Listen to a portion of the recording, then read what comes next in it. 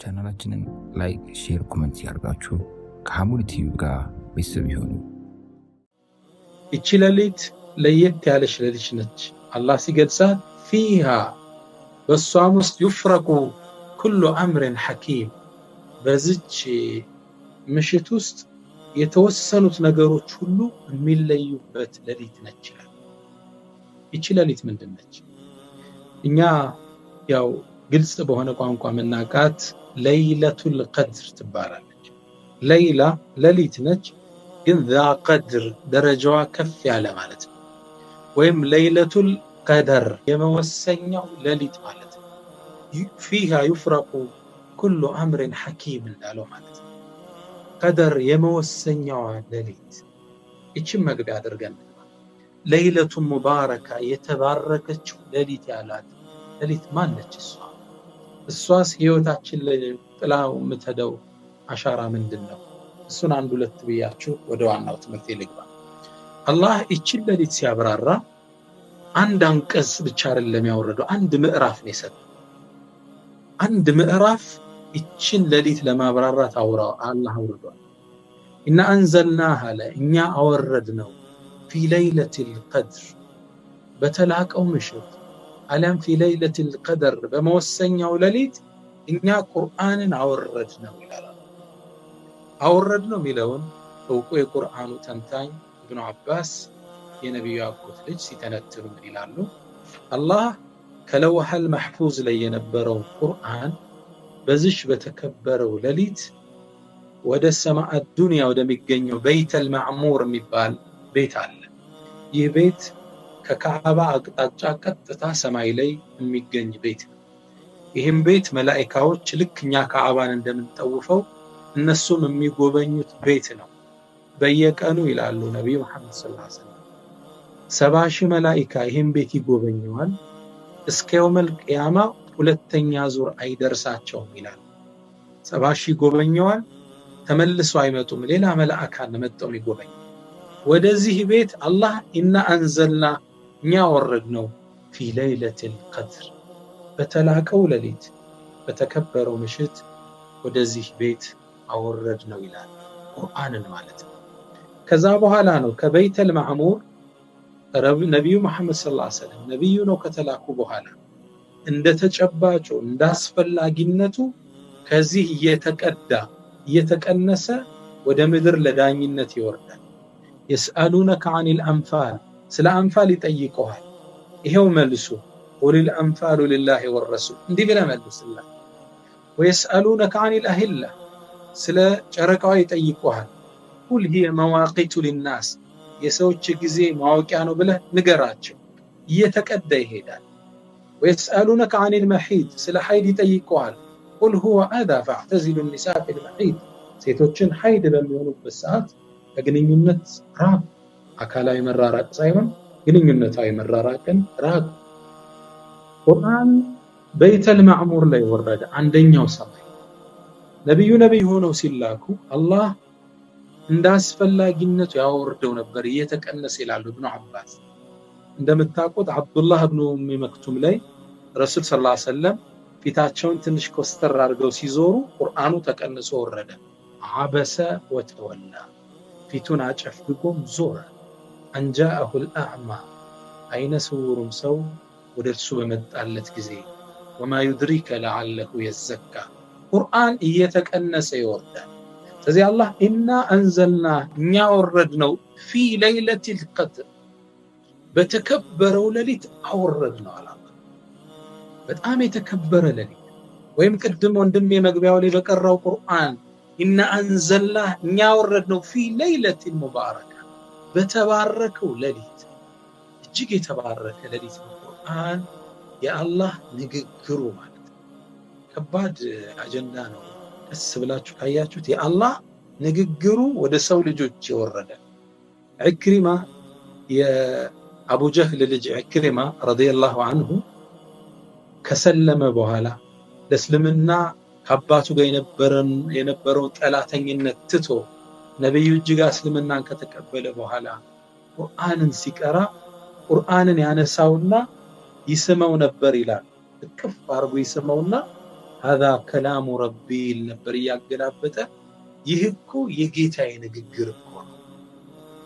እስኪ ለአንድ ሰከንድ ሰው እጃችሁ ላይ የሚገኘው መጽሐፍ የተከበረ መጽሐፍ ሞባይላችሁ ላይ የተጫነው ቁርአን የአላህ ቃል ነው ብላችሁ ለአንድ ሰከንድ ሰው ዓለማትን የፈጠረው አላህ ሰማያትን አነባብሮ የገነባው አላህ የሰው ልጆችን የፈጠረው አላህ ዓለም ላይ እስካሁን 100 ቢሊየን ህዝብ አልፏል ተብሎ ይገመታል።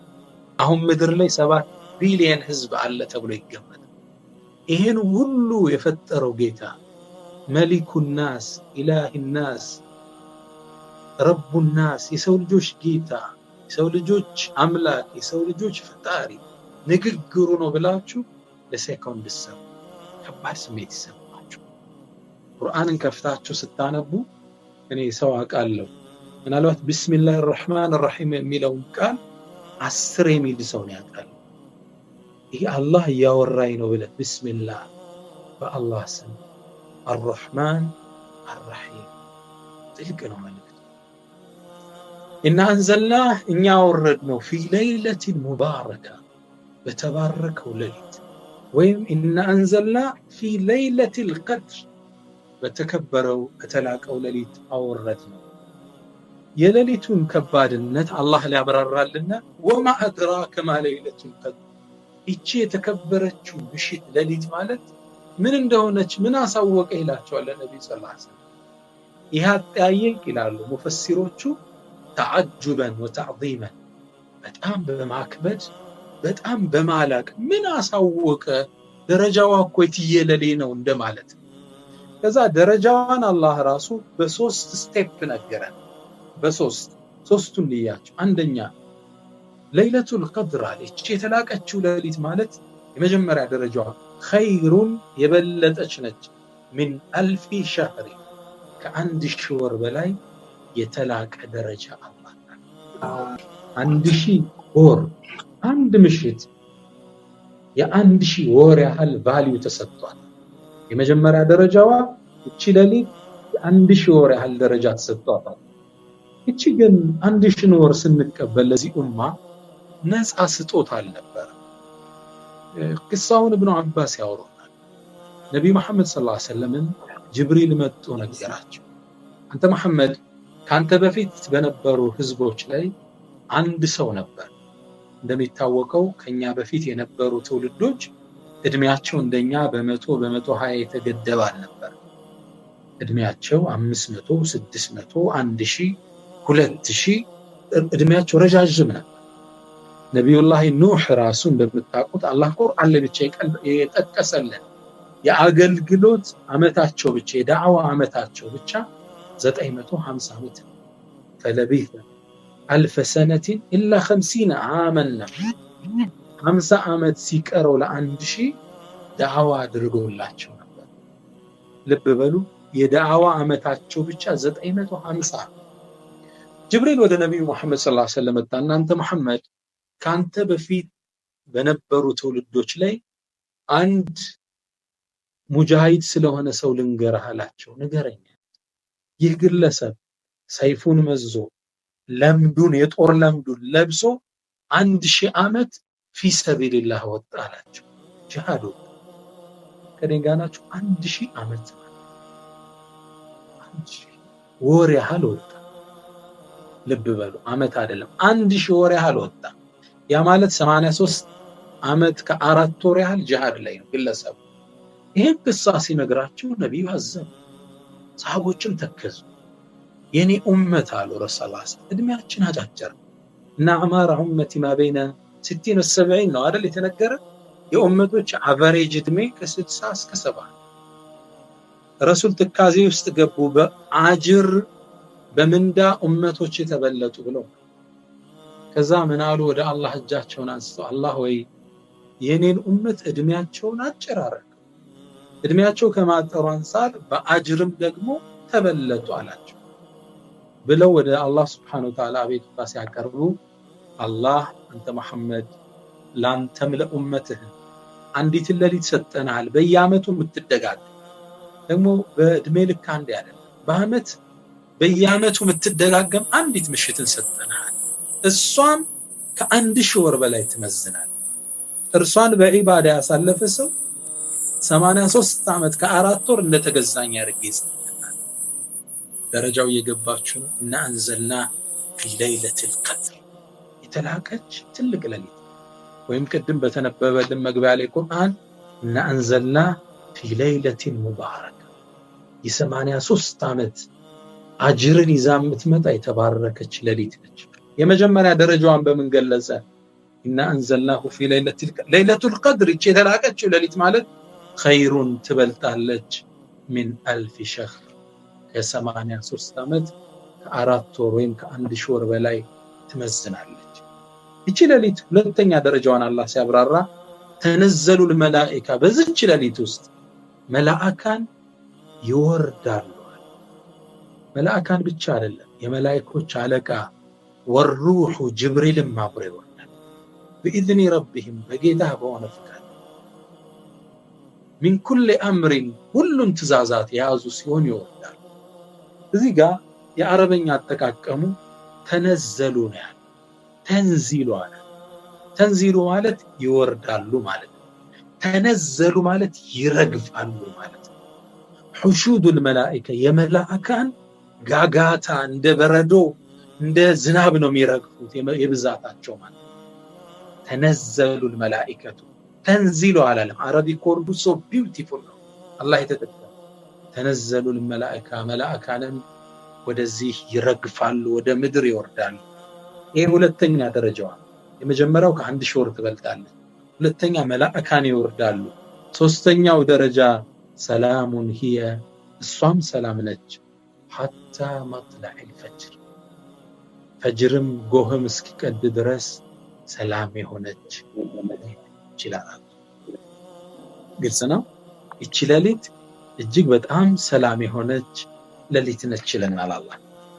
እቺ ሌሊት አንዱ ከሚለይበት መንገዱ ውስጥ አንዱ ሌሊቱ እጅግ በጣም ሰላም የሰፈነበት በረከት ያበበበት ደስ የሚል ድባብ ያለበት ምሽት ነው እናገኘዋለን። ታዲያ እቺ ሌሊት እንዲህ ከሆነች እቺን ደረጃዋን የሚያውቁት ነብዩ መሐመድ ሰለላሁ ዐለይሂ ወሰለም እንዴት ያሳልፉት ነበር? እናታችን አይሻ ትንገረን። ነብዩ መሐመድ ሰለላሁ ዐለይሂ ወሰለም ምናልባት ወንድሞቼ ይህን እየተነተንኩ ያለሁት ነብዩ መሐመድ ሰለላሁ ዐለይሂ ወሰለም ተሐረው ለይለቱል ቀድሪ ፊ 10 الأواخر من رمضان በሌላ ዘገባ ላይ ፊል ዊትር ብለውታል። ለይለቱል ቀድርን በረመዳን የመጨረሻ 10 ቀናቶች ላይ ተጠባበቋት። በተለይ ደግሞ ሙሉ ባልሆኑ ቁጥሮች ላይ 21 23 25 27 29 እነዚህ ለይለቱል ቀድር ዴፊኒትሊ የሚገኙበት ናቸው። በዋናነት በ10ሩ ከ10ሩ ደግሞ የማይስተው እነዚህን ሙሉ ያልሆኑ ቁጥሮችን ያገኘዋል። ምናልባትም እንድናገኘው ህይወታችን ላይ ደማቅ አሻራ እንዲጻፍ ማለት ነው።